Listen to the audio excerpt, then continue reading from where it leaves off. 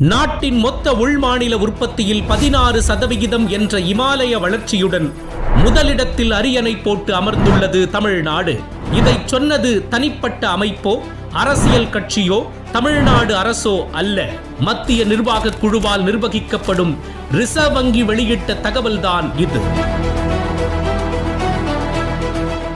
இந்த வளர்ச்சியும் பெருமையும் ஒரு நாளில் உருவாகிவிடவில்லை. பல கோடி முதலீடுகளை ஈர்த்து தொழில்துறையை மேம்படுத்துதல், வேலை வாய்ப்புகளை உருவாக்குதல், வேளாண்மைக்கும் விவசாயிகளுக்கும் முக்கியத்துவம் அளித்தல், மக்களை பொருளாதாரத்தில் உயர்த்தும் திட்டங்களை வகுத்தல், உட்கட்டமைப்புகளை மேம்படுத்துதல் என ஓர் அழகான வீட்டை உருவாக்குவது போல் பார்த்து பார்த்து தமிழ்நாட்டை கட்டி எழுப்பியுள்ளது நம் திராவிட மாடல் அரசு.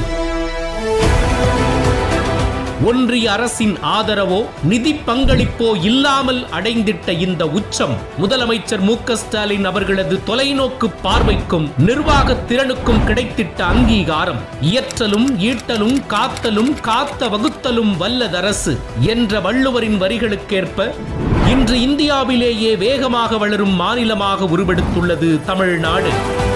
$1 டிரில்லியன் பொருளாதாரம் என்ற இலக்கை நோக்கிய பயணத்தில் தீர்க்கமான திட்டங்களாலும் அவற்றை விரைந்து செயல்படுத்தியது மூலமாகவும் 16% GSDP வளர்ச்சி என்ற சாதனையை நிகழ்த்தி காட்டியுள்ளார் முதலமைச்சர் முத்துவேல் கருணாநிதி ஸ்டாலின்.